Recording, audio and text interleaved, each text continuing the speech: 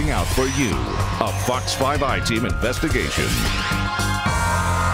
Well, it is campaign season, so there's a good chance you'll see political ads in your mailbox. But critics tell our I-Team that campaign flyers sent by an independent committee in Republican Senate races may have violated state campaign laws.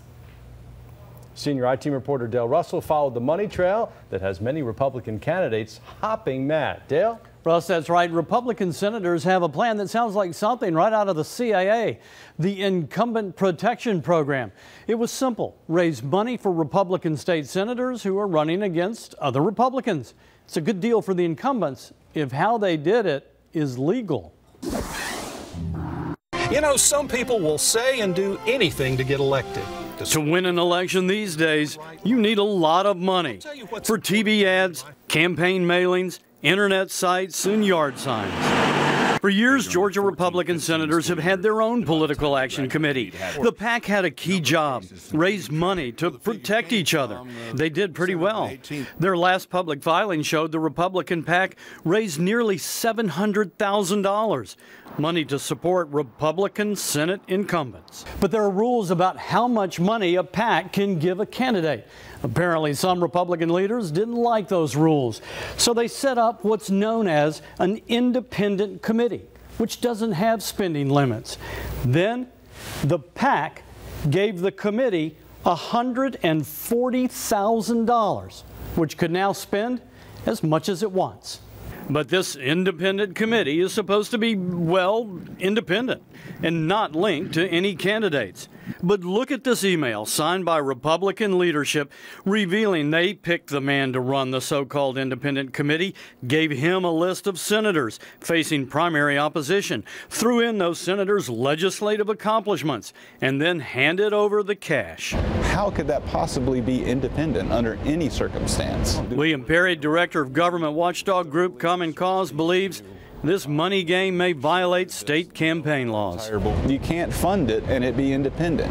You can't suggest which candidates for it to protect and it remain independent.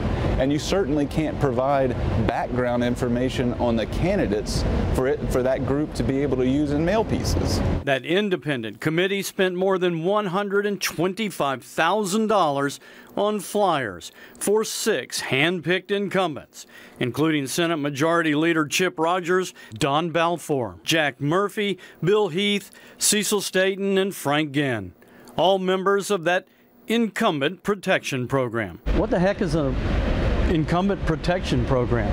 They're representing their interests. They're trying to keep their positions. This isn't about their party. I think it's sad. I think this is why the public, it erodes their trust in government, is because of these type shenanigans. Brandon Beach is running against one of those Republican incumbents, Chip Rogers.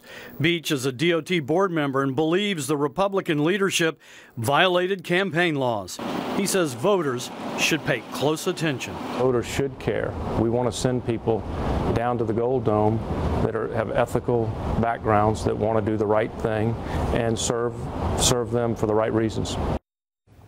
Now, we couldn't get the Republican Senate leaders to talk to us on camera. On the phone, Senator Bill Cowsert, he's the head of the Republican caucus, told me that they didn't believe that they violated any campaign laws. Russ and Amanda? Makes you wonder whether it violates the spirit of the law. You know, this is what will be hashed out now in the future over how this thing is perceived by everyone. I am told, and have talked to a number of people, the members of this Republican caucus are not happy about this. Right. And it's going to be interesting to see how it plays out. All right, we know you'll stay on top of it. We will, and also wanted to say that there were 2 campaign ethics complaints filed on this, one against Chip Rogers and one against Jack Murphy on this very issue. Those surfaced up in some local political blogs. They've been filed, so it'll be interesting to see if they'll be investigated and how that'll go. All right, Dale, thanks. Thanks.